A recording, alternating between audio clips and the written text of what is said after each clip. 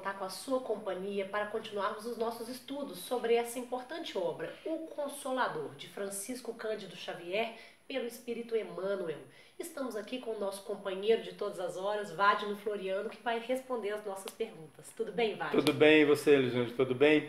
Desejo de paz e saúde a todos nós. Vamos estudar juntos, não é verdade? Que assim seja. Nós hoje estamos encerrando, Wádino, a última parte do item Filosofia da obra O Consolador. Essa última parte, ela trata da virtude. E nós vamos falar um pouquinho hoje sobre algumas importantes virtudes. A nossa primeira pergunta de hoje é a pergunta 257, que diz o seguinte: a esperança e a fé devem ser interpretadas como uma só virtude? Olha que pergunta linda, não é verdade? Não é? Sim. E nós gostaríamos de não responder, mas trazer rápidos comentários, começando pelo final. Voltando à expressão virtude, né? Esperança e a fé como virtude.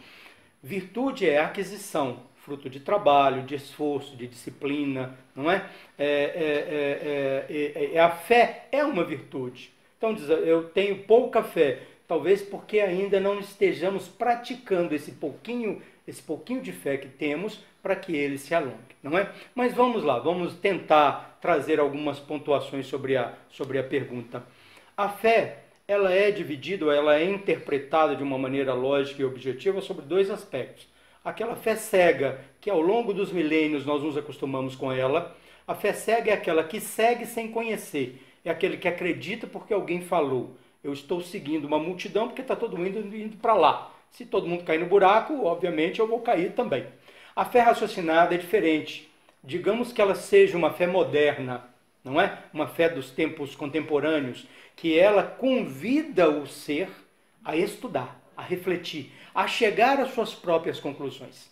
A fé é conhecimento, não é? Se nós trocarmos a palavra fé ou colocarmos um sinônimo para ela como conhecimento, fica tranquilo, não fica? Por que eu caminho? Porque eu tenho fé. Olha que interessante.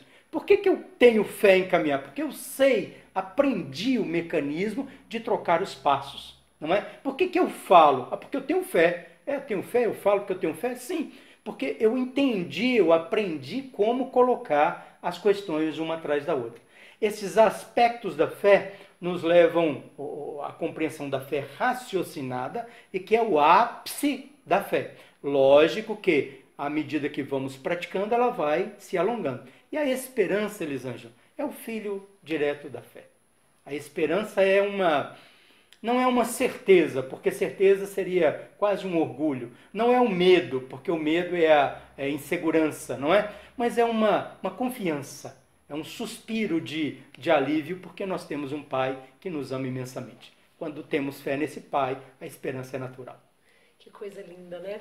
Bom, e a gente tem então a pergunta 258 que nos diz o seguinte: no caminho aí dessa virtude, o pobre, o rico da terra, eles podem ser identificados como discípulos de Jesus? O pobre, o rico da terra. Muito importante a pergunta, porque passados tantos milênios da história da humanidade, alguns de nós ainda trazem sequelas separativistas importantes, não é? E aí nós vamos responder a estas pessoas com esta tendência separativista. Como é que começa? Como começa? A oração mais importante que o cristão conhece. A oração mais maravilhosa que todos nós conhecemos, que está grafada lá no Evangelho de Mateus, no capítulo 5, começa com Pai Nosso. Pensem, Pai Nosso. Não é pai do branco, não é pai do negro, não é pai do amarelo, não é pai do pequeno, do grande, do rico, do pobre, não é pai do feio, do bonito, não é pai do homem nem da mulher, é Pai Nosso. Nós todos, do primeiro ao último, somos filhos do Pai. Nós todos, do primeiro ao último, em quaisquer estágios que estejamos, aquele que pratica muitas coisas boas, ou aquele que ainda está praticando coisas erradas, todos somos filhos do Pai. Em algum momento, aquele que está praticando muitas coisas erradas, ele também vai se esclarecer ao longo dos milênios, dos séculos, seja lá o tempo que for. Então, nós todos somos merecedores da misericórdia do Pai. E todos podemos sim ser discípulos, apóstolos de Jesus. O discípulo, o apóstolo, é aquele que cultiva o ensinamento, é aquele que medita sobre o ensinamento, é aquele que segue. Em algum momento todos nós vamos seguir. E não existe nenhuma diferença entre nenhum de nós. Ocupamos situações ou condições relativamente distintas em virtude das necessidades que carregamos. Necessidades temporais, numa encarnação ou em outra, não é?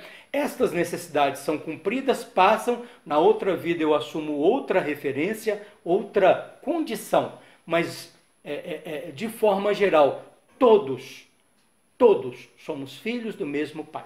Não existe cor de pele, não existe posição social, não existe sexo, não existe nenhuma diferença entre todos os filhos do Pai. Para a gente poder terminar, uma pergunta também muito bonita, muito profunda. É a 259. Ela diz assim, ó, no que se refere à prática da caridade, como interpretar o ensinamento de Jesus? O ensinamento é o seguinte, aquele que tem será concedido em abundância, e aquele que não tem, até mesmo o que ele tiver, lhe será tirado.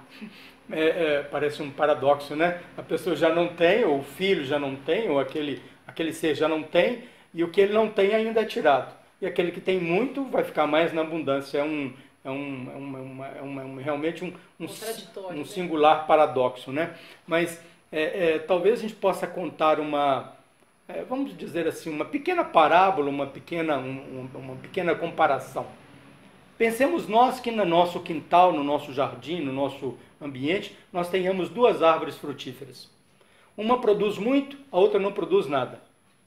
Ainda que nós não queiramos, nós vamos adorar jogar água naquela que produz. Ainda que a gente não queira, a gente vai ficar questionando aquela que não produz. Por que você não produz? Eu jogo água, eu cuido, eu trato de você igual, por que você não produz? Não é? Então aquela que produz, toda hora que você colher um fruto dela, você vai se sentir feliz. A outra você vai olhar para ela e vai sentindo pena, compaixão, até o momento que você decide, olha, eu vou ter que te tirar daí.